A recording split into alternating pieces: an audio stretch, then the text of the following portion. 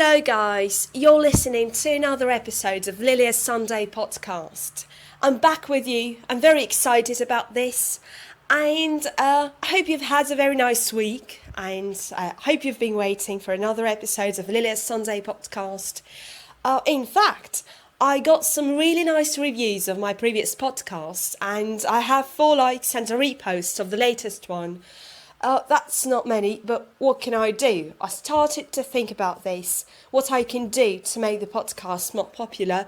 Just, sometimes I think I may need to put some cuddly cats on the top image of the podcast. Or, some bloody scene from a horror movie, or altogether anyway. I also got some really wise criticism, and I'll try to make the podcast better and more useful for learners of English. Right, so please don't hesitate to message me and let me know what you think about the podcast, about the whole idea, or just give me some nice ideas of what I can do to make the podcast better and more interesting.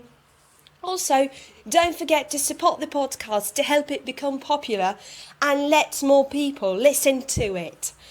Right, okay, so here we're coming up to the topic of the podcast, and this podcast, I think I'm saying the word podcast too many times, right? Okay, so this podcast is about effective ways of learning and remembering lexical items, or I'll use the word that you're probably used to, vocabulary, yeah? So how can you learn and keep in mind vocabulary better? First of all, most people try to learn vocabulary by writing it into their notebooks along with translation. So I think you all know about those scholar notebooks where you have 2 columns or probably 3 columns. The third one is for transcription, right? So you have the first column for a word and then you have the second column for transcription and the last column you have where you write the translation of a word. Well, alright, that's a very traditional method of learning vocab, but the difficulty here is that the further you learn the language, the less accurate translation you can find for a word or a phrase. Yeah, so I'll give you an example. Right, let's see. What if you learn only one definition for the word, let's see. Oh, ride, yeah, to ride. It could have a variety of meanings. So, for example, to ride as a verb might mean to control a vehicle, yeah, or an animal, like to ride a bike, yeah. Every Saturday I ride a bike around my house, yeah, or on the stadium near my house, something like that. To ride might also mean to float on the surface of water, or to be on the surface of water. Let's see. A small boat full of passengers barely rode in the water. Yeah, something like that. Yeah. To ride can also be a part of an idiom. Yeah, like let it ride. Like to let something unpleasant happen. Yeah, or something wrong happen. For example, a colleague said some really nasty things about me and I just couldn't let it ride. Yeah, I just couldn't let him get away with it. I had to do something about this, right? I just had to deal with this, right? I had to say something to him in response, yeah? So I just couldn't let it ride. In American English, to ride might also mean to annoy somebody by criticizing them. Why are you riding her so hard? Why can't you be a bit more gentle with her? Something like this. And, well, let's see, to ride. It could also have a few other meanings, yeah? But anyway, if you learn only one translation for this word, how far will you go, right? You cannot just go far, because if you learn only one translation for a word, you cannot use it in a variety of other contexts, yeah? And this is certainly not something that you're expecting when you're learning a foreign language, right? So, here's the points that I want to make in this podcast. How can you learn vocabulary without translation? There are 3 rules. In fact, yes, there are 3 main rules that I really recommend to you as learners of English. So, what can you do to learn vocabulary better? Well, here's the first rule. You need to learn words in collocations. Collocations are words that often go together with the word in question, right? So you need to learn words linked to the words they often go together with, right? Let's look at an example. Let's take the verb to reach, yeah? To reach. That's R-E-A-C-H, right? It might mean to get to somewhere or to move in a direction to something.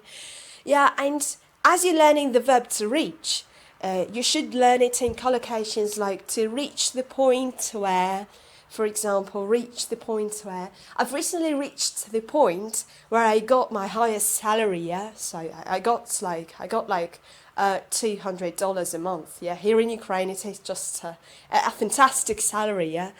It could also reach a decision, yeah? To come to a decision. So you learn it as a phrase, to reach a decision. We reached a decision that it's a good idea to start a new company, yeah, something like that. And you can physically reach out part of your body, yeah. You can reach out your hand. For example, she reached out a hand to touch his cat, yeah, something like that. Yeah. So if you learn words in collocations, you start understanding how to use them in the right context. And here we're coming up to the second rule. You need to create a context for each word. It could be a story, yeah, that you've heard a word in. It might be a film scene that some character might have said this word to you in a film scene, yeah, or to another character.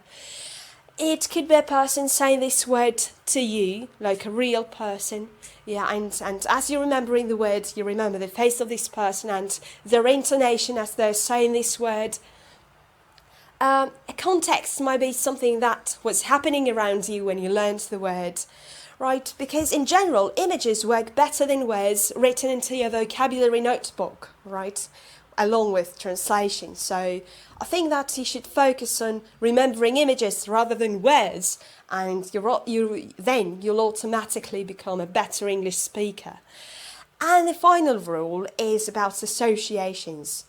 You should associate words with what you already know, right? So if you're learning a word like water, yeah, water, you need to create in your brain an image of water. And when you hear the words, you imagine the picture, not the translation, right? So you go to the picture that you've created in your brain and you remember the word better, right? So it immediately comes to your mind and you start using the word rather than going through a difficult process of translating the word into your own language and then translating it into English again. That's a really time-consuming process that you can avoid if you learn words using the 3 rules that I've just given you. Right, okay, so those are the 3 words. Learn words in collocations, that's the first rule. Then the second rule, create a context for each word. And the last rule is associate words with what you already know, right? Create images in your brain. Okay, so those are the 3 rules that I tried to share with you in this podcast. I was very happy to speak to you again this Sunday. So I hope to speak to you in a week. And please message me, please send me your emails. For the time being, the podcast is only available on VK, which is a Russian social networking site. Yeah, so you can go to vk.com and find me. My name is Lilia Cardenas, yeah, that's Kardenas, right, Lilia Cardenas. And you can listen to my podcast. Please tell me what you think and support the podcast. I really need your comments.